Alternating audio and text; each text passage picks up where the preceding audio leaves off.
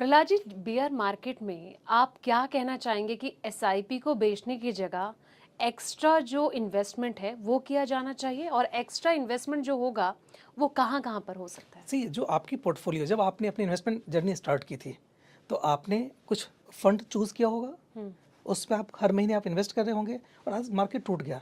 अगर आपके पास में पैसे हैं तो आप अपने सिप के अमाउंट को डबल कर दीजिए ताकि आप नीचे का आपको एनएवी का फ़ायदा मिले। अच्छा। जो चीज़ आपने 20 रुपये के एनएवी पे लिया था, अगर आज वो 10 रुपये के एनएवी पे मिल रहा है, यानी 20 रुपये के एनएवी पे अगर आपको 100 एक्यूमुलेट किया था, अगर आज 10 रुपये पे मिल रहा है तो आपके पास में 200 यूनिट्स होगा। और जब वो प्राइस ऊपर आएगा तो आप सोच सकते हैं कि आपके लिए कितना बड़ा वेल्थ क्रिएट करके देगा वो मार्केट।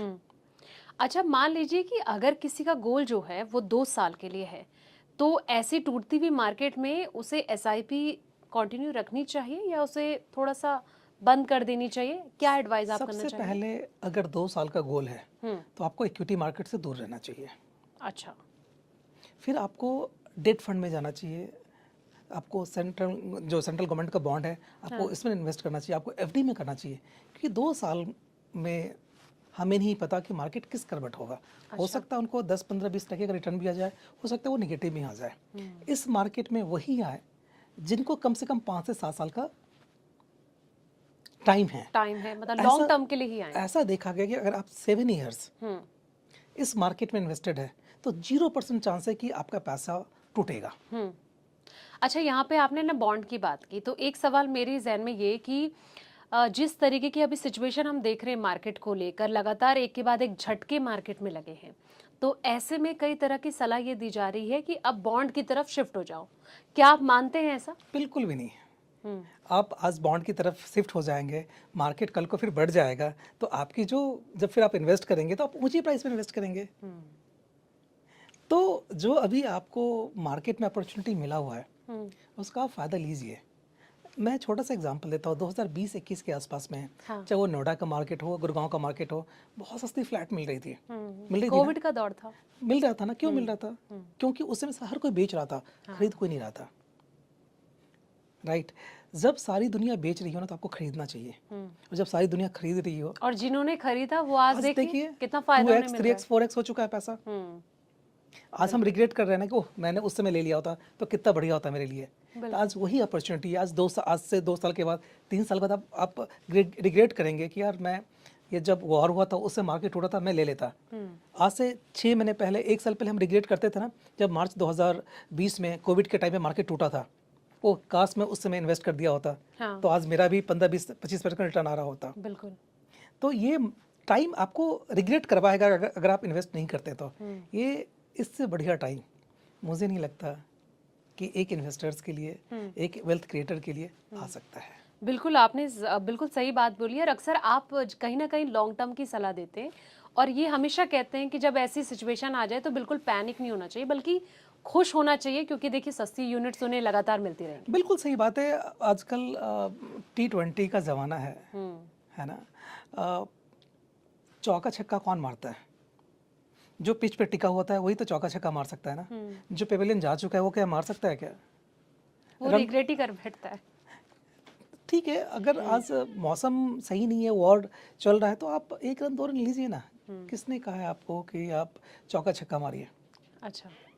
अगर आप एक बार वापस चले गए पेविलियन ना, अगर एक बार आपने यहाँ से पैसा निकल करके आप बॉन्ड में शिफ्ट हो गए, तो मार्केट आज जहाँ है वहाँ से अगर 15% 20% बढ़ता है तो आपका तो कोई फ़ायदा नहीं होगा ना।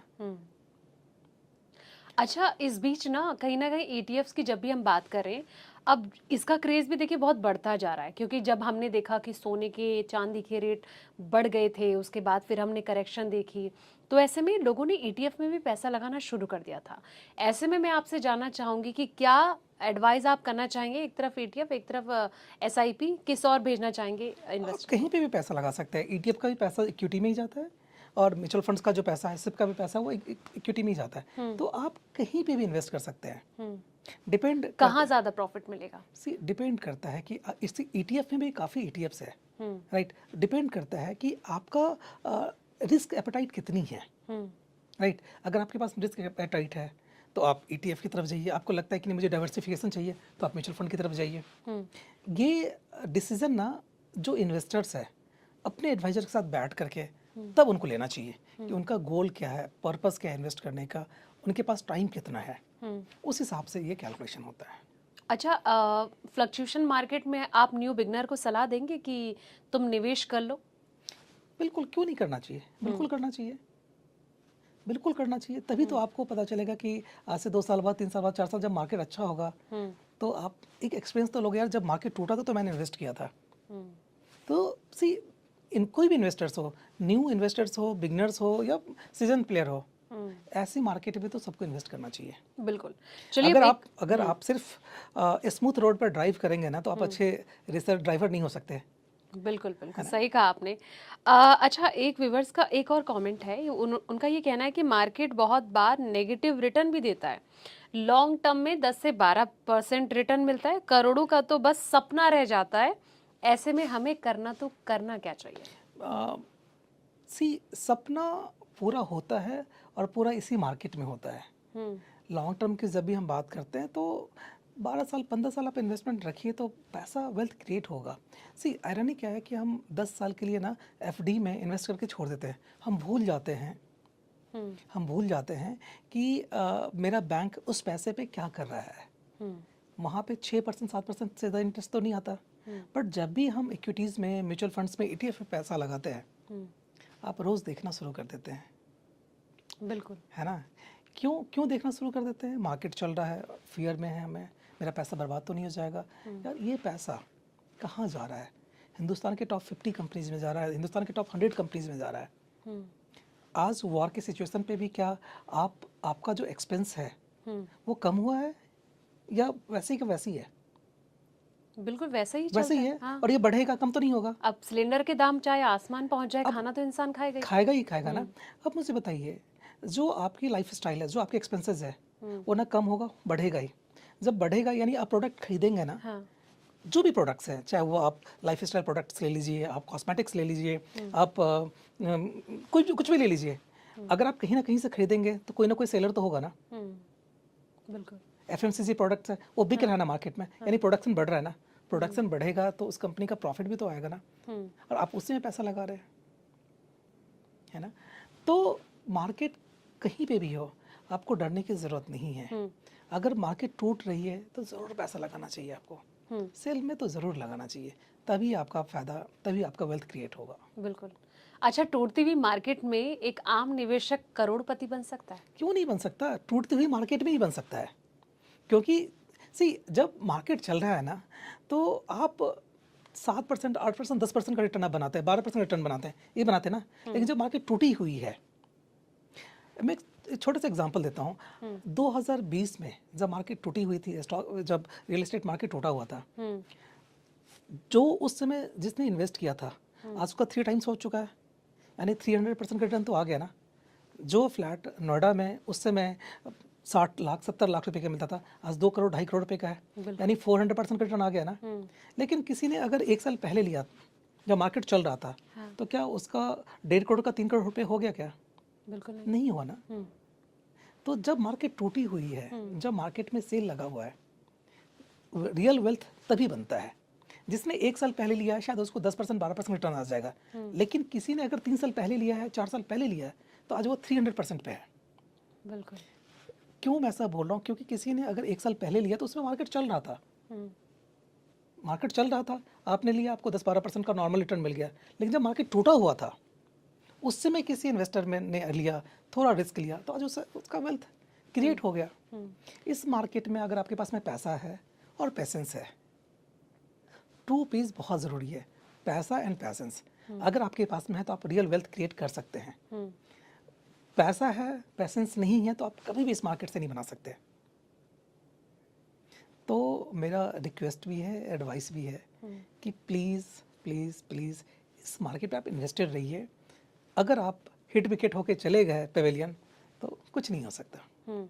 अच्छा, ऐसी मार्केट में आप क्या सलाह देना पसंद करेंगे कि लमसम करिए या फिर SIP जारी रखिए?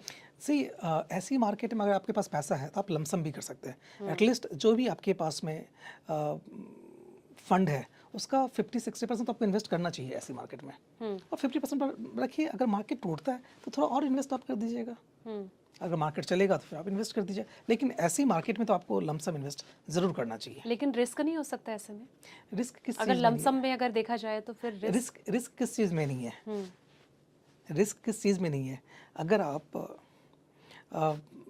तकरीबन 10 किलोमीटर से यहाँ पे आप आती होंगे, उस 10 किलोमीटर में आपके आगे भी और आपके पीछे भी तकरीबन हज़ारों गाड़ियाँ होंगी रोड पे। एक फियर तो है एक्सीडेंट का, लेकिन जब आप ड्राइव करते हैं आपके पास इतनी एक्सपर्टीज़ हो गई है कि आप आराम से ड्राइव करके 1000 गाड़ी आगे हो पीछे हो कोई फ़र्क नहीं पड़ता, आप ड्राइव करके यहाँ तक आ सकते हैं। रिस्क तो है, जब आप रोड पे निकलते हो तो रिस्क तो है, लेकिन कितनी एक्सीडेंट होती है। जब आप इन्वेस्ट करेंगे मार्केट में ना, तो उस इन्वेस्ट को के रिस्क को कम करने के लिए जो आपके फंड मैनेजर है वो एक्सपर्ट है, उनको ऐसे मार्केट का बहुत तजुर्बा है, जो पिछले 20 साल 25 साल 30 साल से उस फंड को मैनेज कर रहा है। उनको पता है कि इस सिचुएशन में हमें कहाँ इन्वेस्ट करना चाहिए, इस सिचुएशन में हमें कहाँ फंड को स्विच करना चाहिए, वो पहले से वो लोग प्रिडिक्ट कर लेते हैं। लेकिन ऐसा होता है ना कि ऐसी ही सिचुएशन में जो इन्वेस्टर होता है ना, वो परेशान भी बहुत हो जाता है, नेचुरल है, क्योंकि वो एक्सपर्ट पे भी उस टाइम पे ट्रस्ट नहीं कर पाता है। सी तभी वो वेल्थ क्रिएट भी नहीं कर पाता। आपका काम है इन्वेस्टमेंट जारी रखना, इन्वेस्ट करना, बाकी आप अपने एक्सपर्ट फंड मैनेजर पे छोड़ दीजिए, क्योंकि ये फर्स्ट टाइम ऐसा नहीं हुआ है। लास्ट 50 60 70 ईयर्स में आप देखिए तो ऐसी सिचुएशन कितनी बार आई है, चाहे वो कोविड के नाम पे हो, चाहे वो 9/11 के नाम पे हो, चाहे वो सब प्राइम के नाम पे हो, चाहे वो डिप्रेशन के नाम पे हो, ऐसी प्रॉब्लम, चाहे वो Y2K के नाम पे हो, तो ऐसी प्रॉब्लम तो आती रहती है। 2008 में देखिए कितना मार्केट टूट चुका था, बिल्कुल 50% मार्केट टूट चुका था, लेकिन जब मार्केट स्टार्ट हुआ था 1978 में 100 पॉइंट से स्टार्ट हुआ था, आज हम कहाँ पे हैं? 80,000 पे है। ये जो जर्नी है फ्रॉम 100 टू 80,000 का, कभी भी स्ट्रेट लाइन तो गया नहीं है। पिछले 50 साल में कितनी बार मार्केट टूटी है, लेकिन इसी मार्केट से वेल्थ भी तो क्रिएट हुआ है ना। बिल्कुल। सी लॉन्ग टर्म में आपको डरने की ज़रूरत नहीं है। शॉर्ट टर्म में हो सकता है कि आप डरे, लेकिन आप शॉर्ट टर्म में इन्वेस्टमेंट जारी रखिए तो वेल्थ क्रिएट होगा। बिल्कुल। अच्छा, वो कहते हैं ना कि जैसे बड़े बड़े जो इन्वेस्टर हैं, जो छोटे से अमाउंट से आज करोड़ों अरबों की संपत्ति बना चुके हैं, यहाँ पे मैं वॉरेन बफे जी को ऐड करना चाहूँगी, और लगातार उनके कई एडवाइस और उनके टिप्स भी हम कई इन्वेस्टर फॉलो भी करते हैं, उनको पसंद भी करते हैं। देखिए, उनका तो ये कहना है कि आप जो पैसा बनाओगे वो इक्विटी से ही बनाओगे और टूटती मार्केट में बनाओगे, हालांकि आप भी इसको लेके जोर दे रहे हैं, लेकिन उसके इतर कई ऐसे एक्सपर्ट भी हैं, खास तौर पर अगर मैं रॉबर्ट कियोसाकी जो रिच डैड पुअर डैड के राइटर हैं, काफ़ी सुर्खियों में रहते हैं, वो कहते हैं कि इक्विटी भूल जाओ, महा क्रैश आने वाला है, आपका जो पैसा बनेगा वो तो सिर्फ एसेट क्लास यानी कि गोल्ड सिल्वर से ही बनेगा। तो आप क्या मानते हैं ऐसे में, आपकी क्या राय है? सबकी ना अपनी अलग अलग फिलॉसफी है। मुझे नहीं पता कि वो किस चीज़ को लेकर के ये कोट कर रहा है, बट आप मुझे बताइए क्रैश क्यों करेगा मार्केट? अगर क्रैश करेगा भी तो क्या ये रिबाउंड होगा या नहीं होगा? सबसे पहले ये देखिए कि ये पैसा कहाँ जा रहा है। अगर कोई कंपनी, अगर आप म्यूचुअल फंड में पैसा लगा रहे हैं तो वो म्यूचुअल फंड कहाँ पे इन्वेस्ट हो रहा है? स्टॉक मार्केट में हो रहा है, यानी वो शेयर्स में पैसा लगा रहा है। हिंदुस्तान के टॉप 50 कंपनी में, 100 कंपनी में, 200 कंपनीज में लग रहा है। वो जो पैसा है, आपको क्या लगता है उस क्रैश में रिलायंस टूट जाएगी, खत्म हो जाएगा, TCS खत्म हो जाएगा, लोग FMCG प्रोडक्ट लेना बंद कर देंगे? ऐसा हो सकता है? लोग कॉलगेट यूज़ करना छोड़ देंगे? यूज़ तो होगा ही ना, चाहे कुछ भी क्रैश हुआ है। यानी उस कंपनी का प्रोडक्ट अगर बिकेगा तो उस प्रोडक्ट पे प्रॉफिट तो होगा ना। अगर प्रॉफिट होगा तो किसके पास जाएगा? जो स्टेक होल्डर है, जो शेयर होल्डर है, उस शेयर होल्डर के आप भी भागीदार हैं, क्योंकि आपने भी म्यूचुअल फंड के थ्रू पैसा इन्वेस्ट कर रखा है। बिल्कुल। तो मुझे तो ऐसा मानना है कि कौन क्या कहते हैं नहीं कहते हैं, आपका काम है। आज लोग बिजनेस क्यों करना चाहता है या बिजनेस क्यों करता है? हिंदुस्तान में तकरीबन 3% 4% के पास में ना 100% पैसा है। अच्छा, वो क्यों है? क्योंकि वो बिजनेस में है। आप बिजनेस क्यों करना चाहते हैं? इसलिए करना चाहते हैं कि आप ज़्यादा अर्न करना चाहते हैं, इसीलिए लोग बिजनेस करता है ना। तो जो पैसा है आपका वो बिजनेस में जा रहा है, आपके पास में एक्सपर्टीज़ नहीं, आप IT के एक्सपर्टीज़ नहीं है, बट अगर आपको IT कंपनी खोलना है तो क्या करेंगे आप? IT वाले शेयर्स में पैसा लगाएंगे जो IITian बैठे हुए उस कंपनी को चला रहे हैं, चाहे वो इन्फोसिस हो, TCS हो, किसी भी IT कंपनी में आप पैसा लगा सकते हैं। आपके पास पैसे है लेकिन आपको ऑटोमोबाइल्स का तजुर्बा नहीं है, आप मारुति जैसी कंपनी बना सकते हैं लेकिन आपके पास तजुर्बा नहीं है, तो आप क्या कर सकते हैं, मारुति की शेयर आप ले सकते हैं, ले सकते हैं ना। तो ये इन्वेस्टमेंट है, आपके पास में पैसा है, आप क्यों ले रहे हैं शेयर्स, क्योंकि ऑफ कोर्स बिजनेस में आप उनके बिजनेस में पैसा लगा रहे हैं। वेल्थ बिजनेस से ही क्रिएट हो सकता है, नौकरी करके नहीं हो सकता। बिल्कुल। अच्छा, एक व्यूवर्स का कमेंट में ले लेती हूँ कि एक व्यूवर ने लिखा है कि सर एक से ज़्यादा SIP हम कर सकते हैं। आप एक नहीं 11 SIP कर सकते हैं, बट आइडियली हमें 4-5 से ज़्यादा SIP नहीं रखना चाहिए, क्योंकि फिर उसको मैनेज करना थोड़ा सा डिफिकल्ट होता है। तो आप 5 मैक्सिमम 5 SIP आप रखिए। एक आप ब्लू चिप ले लीजिए, एक आप मिड कैप ले लीजिए, एक आप स्मॉल कैप ले लीजिए, एक फ्लेक्सी कैप ले लीजिए, ऐसे करके कर सकते हैं। अब ऐसा नहीं कि आप लार्ज कैप ले रहे तो 3 कंपनी का लार्ज कैप ले लिया, कोई फ़ायदा नहीं है। आप 5 फंड्स रखिए और अच्छा फंड्स रखिए। अच्छा, एक कमेंट्स और है कि इसमें लिखा है कि ETF SIP सही है या फिर ETF में डेली डिलीवरी लेना सही है लॉन्ग टर्म के लिए, कुछ बताएं सर। सी ETF में डेली डिलीवरी का मतलब हो गया आप प्योर इक्विटी के मतलब में आपका एक्सपोजर हो गया, वो रिस्की हो सकता है।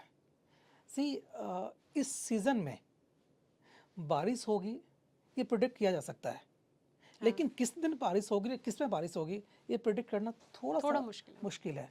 तो आप हमें पता है कि एक साल में ये यहाँ से यहाँ जा सकता है, लेकिन रोज़ डिलीवरी लेना ये एक्सपर्ट के बस की बात है। कल अगर ट्रम्प ने कुछ और अनाउंस कर दिया तो शायद मार्केट नीचे भी आ सकता है और मार्केट ऊपर भी जा सकता है। आज आपने डिलीवरी उठा ली, कल कोई नेगेटिव न्यूज़ आ गया, फिर क्या करेंगे आप? बिल्कुल, है ना। तो आप इन्वेस्टर्स बनिए, आप सट्टेबाज मत बनिए। इन्वेस्टर रहेंगे तो आपका पैसा बनेगा, सट्टेबाजी में पैसा बहुत कम चांसेस है। आजकल लेकिन चल भी तो यही रहा है प्रहलाद जी, हम देख रहे हैं सट्टेबाजी कितनी तेजी से चल रही है। लेकिन वो लोग फिर वेल्थ क्रिएट नहीं कर पाते ना, वो लोग करते क्या है, और इन्फ्लुएंस बहुत जल्दी हो जाते हैं बाकी लोग। सबको क्विक मनी चाहिए, सबको लगता है कि ओवरनाइट हम मेरे पास पैसा आ जाए, राइट। उस चक्कर में होता क्या है कि आप पैसा गंवा देते हैं। मैंने बहुत ऐसे इन्वेस्टर्स को देखा है जो अपना मतलब 1 महीने के अंदर वो निकल चुके हैं मार्केट से, यहाँ तक कि उनको सुसाइड करने का नौबत तक आ गया। तो कभी भी अगर आप ज़्यादा ग्रीडी होंगे तो आप इस मार्केट से पैसा नहीं बना सकते। पेशेंस रखिए, पैसा इन्वेस्ट कीजिए, आप बहुत वेल्थ क्रिएट होगा। लेकिन वो कहते हैं ना कि कहना बहुत आसान हो जाता है, लेकिन जिसका पैसा डूबता है उसी को ही तकलीफ वो फील होती है। डूबता तब है जब आप मार्केट से निकल जाते हैं। अगर नीचे जा रहा है, अगर आपका पोर्टफोलियो रेड में है तो वो बुक्स में रेड में है, जब तक कि वो रियलाइजेशन नहीं होगा ना वो प्रॉफिट है ना लॉस है। कल को वो प्रॉफिट में भी तो था ना, आज से 2 महीने 3 महीने 4 महीने पहले वो प्रॉफिट में था ना, क्या आपने उसको बेचा? नहीं बेचा ना, तो आज आप क्यों, उस समय आपको प्रॉफिट दिख रहा था लेकिन प्रॉफिट था क्या? क्या उसमें से आपने पैसे निकाले? नहीं निकाले ना। जो आज नीचे है, रेड में है, तो वो तब आपको नुकसान देगा जब आप उस पोर्टफोलियो को बेच करके बाहर निकल जाएंगे। वो जो नॉशनल प्रॉफिट और लॉस है जो बुक्स के अंदर है।